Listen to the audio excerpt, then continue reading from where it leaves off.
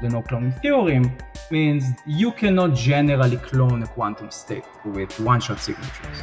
Think of your quantum signing key as unclonable. It's like a stronger statement of the no-cloning theorem. We call it proof of destruction. Once you're seeing the classical signature, think about it as a proof of the destruction of the information inside the quantum signature token. One-shot signatures make it possible to verify information publicly using a quantum signing key that destroys itself after use, hence the one-shot. This technology could make decentralized quantum money possible without a blockchain, or provide true self-destructing messages. Find out how an idea from 1970 is finally coming to life in this episode of the Post-Quantum World. I'm your host, Konstantinos Karagiannis. I lead quantum computing services at Protiviti, where we're helping companies prepare for the benefits and threats of this exploding field. I hope you'll join each episode as we explore the technology and business impacts of this post-quantum era. Our guest today is a cryptographer and postdoc research fellow at NTT Research, Omri Shmueli. Welcome to the show. Thank you. Thank you for having me. And good to be here. Yeah, I first of all want to congratulate you. Your paper that you co-authored won, I guess, best of show, if you want to call it that, at the Crypto 2025 conference. It's an international conference. Not everyone might have heard of it, but it's a pretty big deal. So it impressed me. Here you are, right? So that's something. And the paper was on one-shot signatures. And our listeners are definitely going to want to know what that is. So maybe at a high level, if we could start just by explaining that before we get into all the avenues that brings.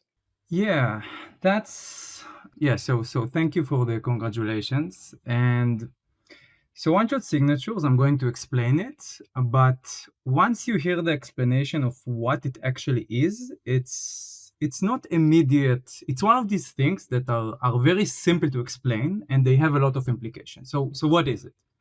You can think, I'm going to assume some very minimal knowledge of quantumness. Let's call it like this in the audience. Sure, it's a quantum show. I would hope some minimal. Yeah. You can never know with quantum, but so I'm going to have this quantum algorithm, and it's going to execute. And we know that quantum algorithms, they have this inherent randomness. So once it executes and it outputs a sample, and I'm assuming the audience is, so I'm not even going to assume that the audience is familiar with digital signatures. Okay, so let's start with just plain digital signatures. A cryptographic digital signature. Cool. It's a sampling mechanism for a classical verification key and a classical signing key, and the signing key is a secret. So only I can sign my messages, and the verification key is public. So anyone can verify that I, Omri, signed the message. That's a notion that exists for many, many years. And then there was this question of, can you make a one-time signature token? So I'm going to have this ability. So this is a one-shot signature, essentially. It's a quantum mechanism to sampling a public classical verification key, and the signing key is going to be quantum. That's the only thing. And this quantum signing key is going to be one time. So once I'm going to sign this message, it's going to miraculously self-destruct. So you can think about it as the signing process just like consumes the quantum key. Yeah, that's one-shot signatures. I would say that's the gist of it. Okay, and there are some applications for that we're going to explore in a bit, including quantum money. I'm preparing you that I'm going to hold you to that one because that's a pretty cool topic. So you can only sign a single contract and use quantum physics to self-destruct the key. Exactly. So can you elaborate a little bit on that mechanism? Because normally when you think about the dangers in signatures, you're talking about the dangers that we have right now, right? We need PQC because signatures are also part of the problem. NIST finalized 2 signature standards, of course. Right. And that's classical math for post-quantum cryptography. So how is this different? What makes it quantum for a signature? Right. So right now in let's say the intersection between quantum computation and cryptography, we have these essentially 2 parallel threads, right? We have what we usually call post-quantum cryptography, which is what you mentioned, right? These are like classical algorithms that we hope to execute on, for example, your digital computer, and they should be resistant if the adversary has a quantum computer. Here, the paradigm is very different. We are assuming that the honest parties have quantum computers, or at least a quantum cloud and access to the quantum cloud. And the question here is, how can you actually use this quantum phenomena for the benefit of cryptography? And then the game become very different. And the point is that how exactly does it happen? So yeah, the no cloning theorem actually has a very long and interesting history.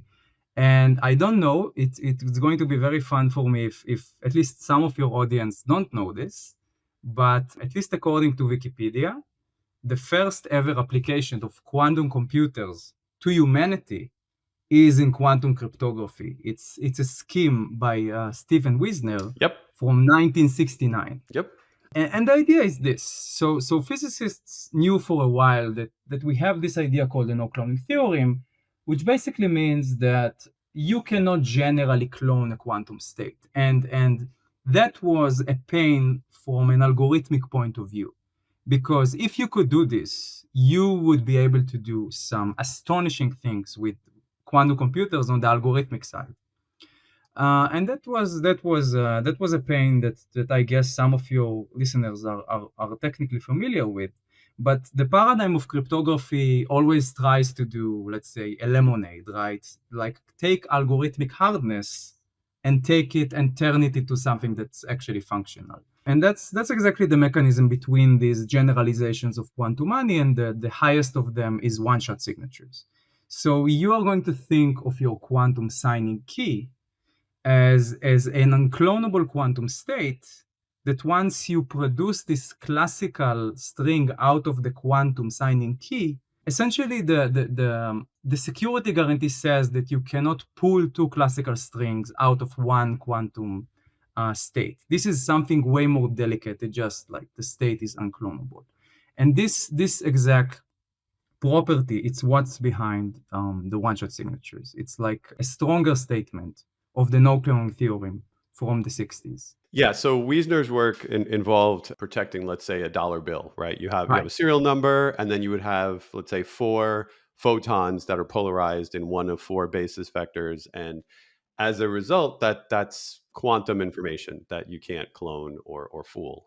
Unfortunately, it would have probably cost so much money that it wouldn't have even been worth it to protect a $100 bill. Like we would have been in the hole with every bill that we printed had we done Wiesner's work.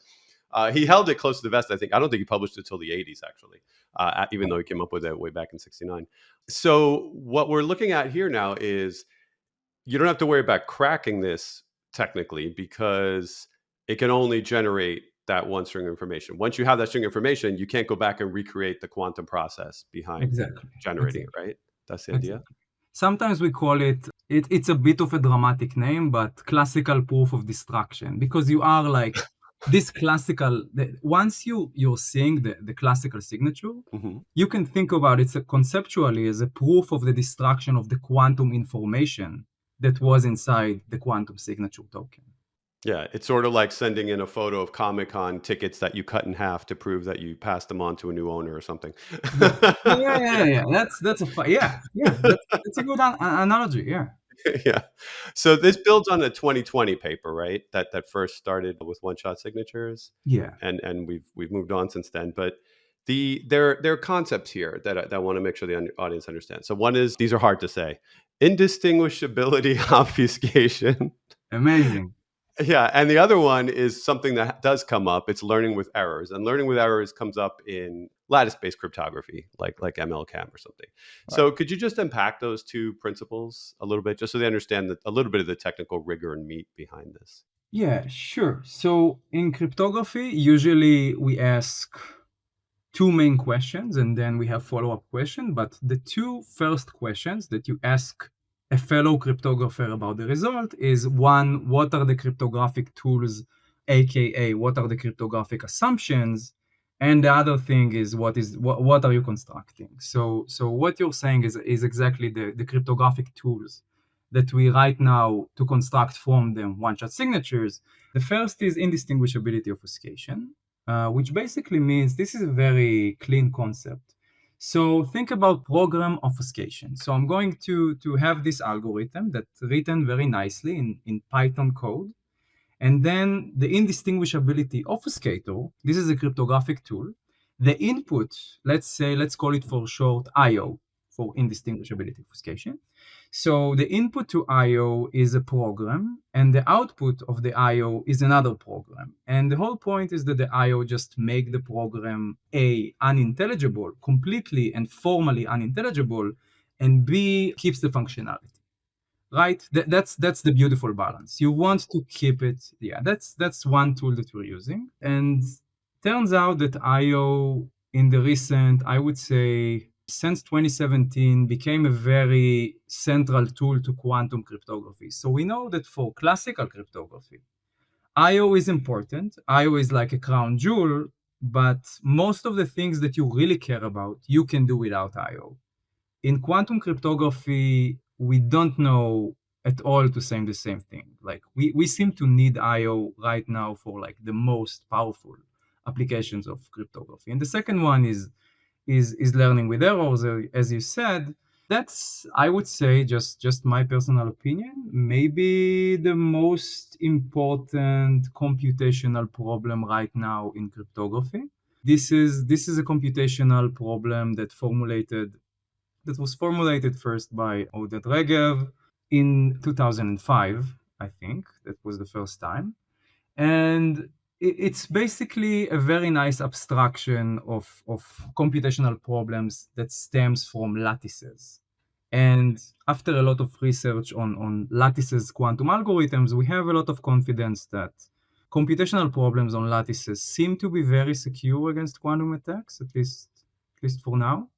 So LWE is like a gold standard at this point for post-quantum cryptography, for quantum-resistant crypto. Yeah, so these are the one chem and one signature algorithm right now, NIST. Those are lattices. So exactly. We better hope that what you said is true. Definitely. If we don't have LWE, that would be some drama. Yeah. Yeah, there was that scary paper a while back where the guy thought he broke it and then was like, nope, sorry, it falls apart here. And everyone was like, crisis averted. Yeah, that was pretty terrifying. Yeah, that was.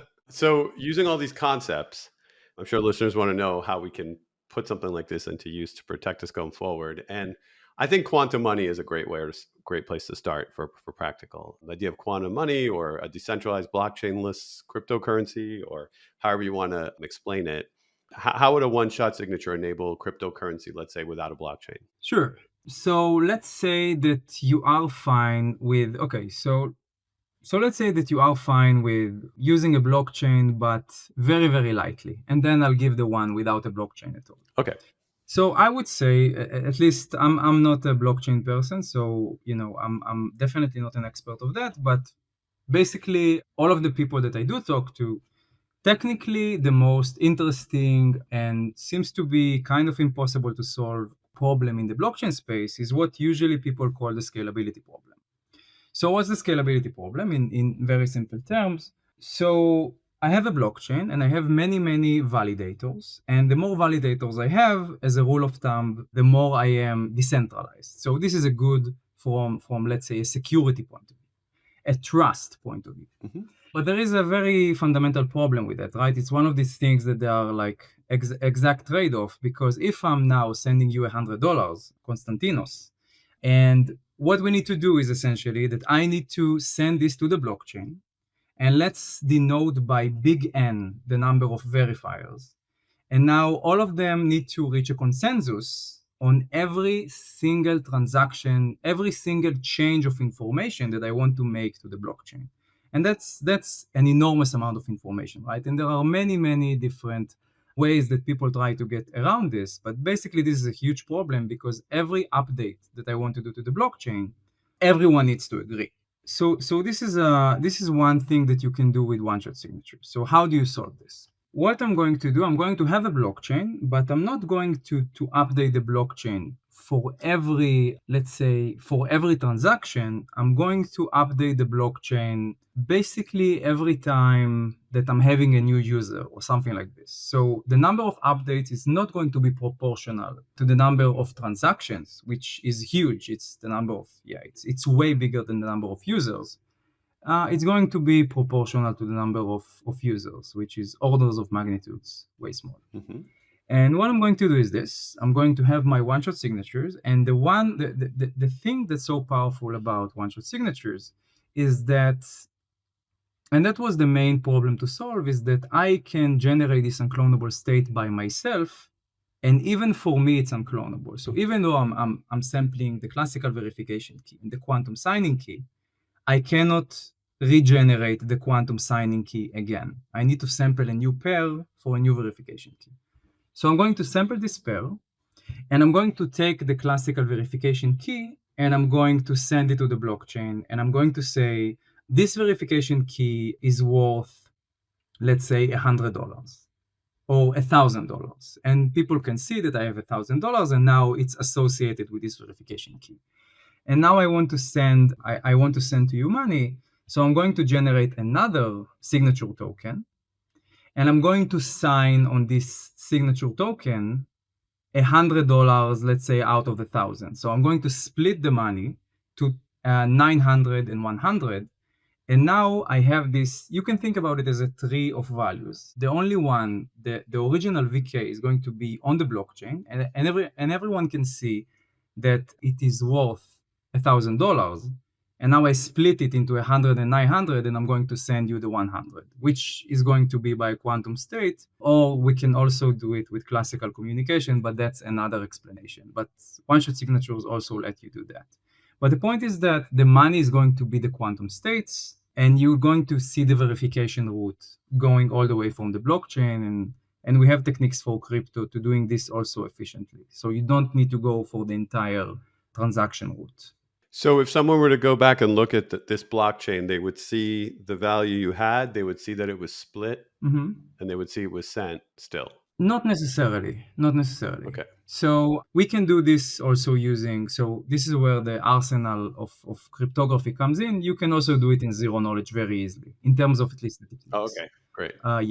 I can prove to you in zero knowledge that I sent it to you, or only me and you can actually know all of the details, but any outsider would not know anything necessarily. Depends how we design the system. But you have the option for anonymity. Yeah, you do. And okay. Yeah, because that would be, of course, desirable for people who want to have this kind of thing. And would this be completely able to run on classical hardware? So what you need at the bare minimum is quantum hardware, but not quantum communication. Because to use the one-shot signatures, I need to generate the quantum signing key. I need a quantum computer for that. So again, there's no way to simulate that. I mean, that step, right?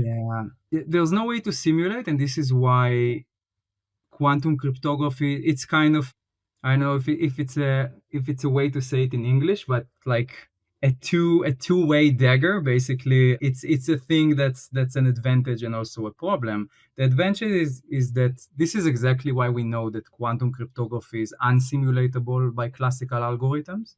So this is something that we don't know for quantum algorithms. Sometimes we have a classical breakthrough in one of the algorithms, and okay, poof, the quantum algorithm is not that important anymore. But we actually know that these are things that are provably impossible to do without quantum. So a potential bottleneck would be people being able to access quantum hardware often enough to do transactions, depending on how many times a day or whatever they wanted to do it, right? Yeah. That's again, there are many tricks to get around this. You can also have a quantum cloud that you don't even trust. You can be completely classical with your hardware at your home, and you can work with an untrusted quantum cloud using some more cryptography. Yeah, but you will need a quantum computer somewhere.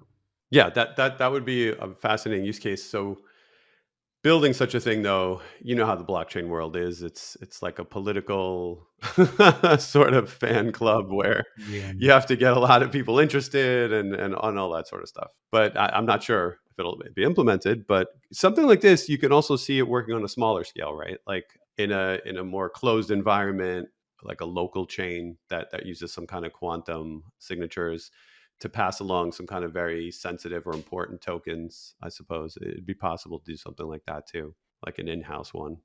Yeah, I imagine. I guess it's all a function of how easy it's going to be at some point to execute the technology, right? But I do imagine many scenarios where you could do with some toy model, some small toy model. Yeah.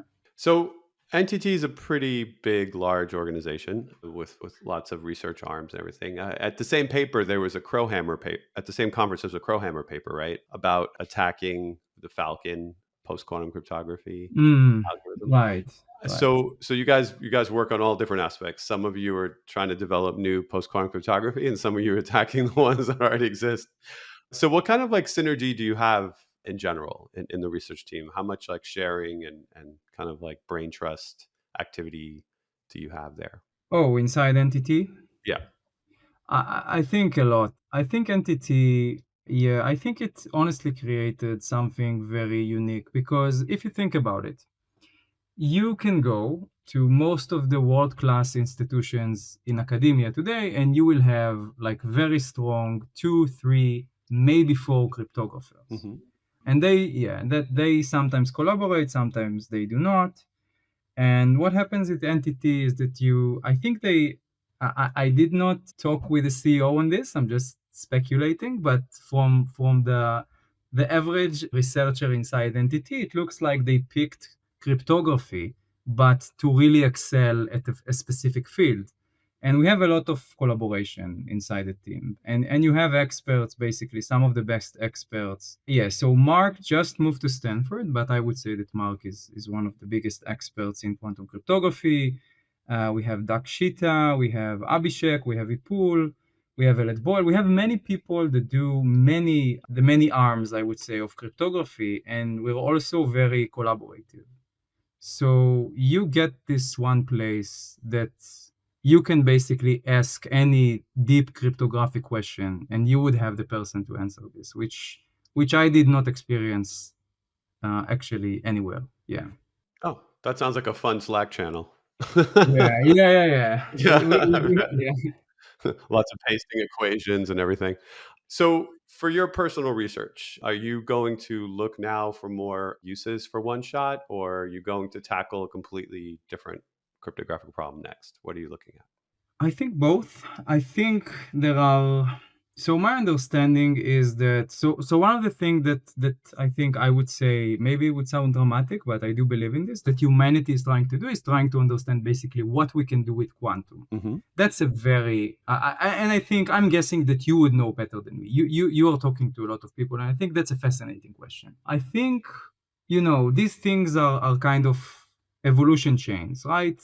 One paper shows a feasibility result, and you can think about the paper by myself and Mark as a mathematical feasibility result. But now you want to optimize it, but also to optimize it, you have many different other deep open questions to tackle. Properly quantumly secure indistinguishability obfuscation, I think, is a very important problem. There are many things to, yeah, but to basically to optimize one-shot signatures and also understanding more things that you can do with quantum computers.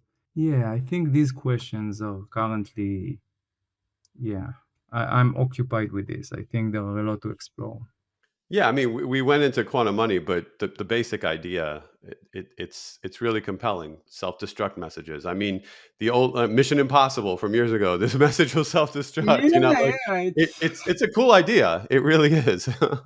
and it turns out that you can do a lot of things with it. You can do I can just throw many examples. You can think about, let's say that you are in the army, and again, this is a very, let's imagine, okay, you have this very very important secret key that you want to keep secure.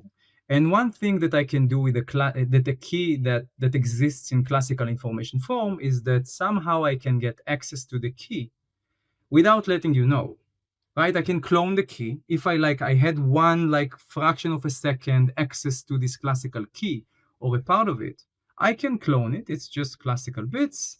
and save it for a rainy day. Like, and you would not know until, let's say too late. We have this other notion in quantum cryptography called unclonable quantum keys, where you can actually take the classical information of the secret key and encode it into an unclonable quantum state. And now this unclonable quantum state sits somewhere on my computer, and every time I can look, check by a quantum algorithm that verifies that I have the key, I can actually know something way stronger. I can know that nobody knows the key. That's way deeper, right? That's an impossibility proof. I'm not only showing to myself that I know the key, I'm showing that I'm the only one who does. And that's something that only quantum lets you do. And that's, I think, fascinating. Yeah, it's like an entanglement experiment where it hasn't collapsed yet. Yeah, exactly. This is exactly what you're checking on the technical level. You're checking that the quantum state that encodes the key is still quantum, precise. And we're using this in many, many different settings. This unclonability feature. And again, you asked me what I'm thinking about. And then the next question to ask is, okay, your quantum key sits on your computer. Your computer needs to maintain this quantum state stable over long periods of time. And that becomes a new fascinating question, right? Do you have better quantum error correcting codes to keep a quantum state stable? Maybe some state families will be able to stay coherent over time under higher temperatures. I just saw that you had one of the last episodes talked about that. I think that's super interesting and very important. Maybe diamond centers or something would be used for keeping something like this alive longer.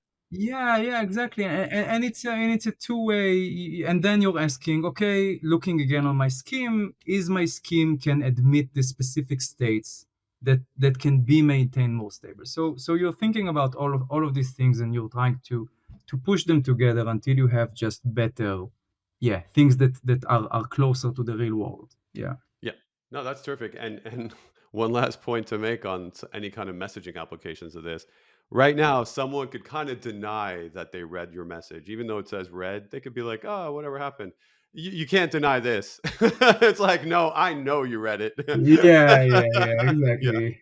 So 100%. exactly. Quantum information gives you more information. Let's say it like this. Yeah, it's like one extra freebie that you get that someone definitely read it plus Yes, the key. Yeah, yes, collapsing. Assuming the hardware is flawless. Flawless, Yes. and you're not worrying about early decays and things like that. No, that's terrific. So I'm excited to see what comes out of these one-shot signatures going forward. And thanks so much for coming on and sharing this deep dive with us. Yeah, of course. Thank you for having me, and I'm looking forward to see what happens. That does it for this episode. Thanks to Omri Shmueli for joining to discuss NTT Research. And thank you for listening. If you enjoyed the show, please subscribe to Protivity's Post-Quantum World and maybe leave a review to help others find us. Be sure to follow me on all socials at Constant Hacker. That's Constant with a K, Hacker. You'll find links there to what we're doing in quantum computing services at Protivity. You can also DM me questions or suggestions for what you'd like to hear on the show. For more information on our quantum services, check out Protivity.com or follow Protivity Tech on X and LinkedIn. Until next time, be kind and stay quantum curious.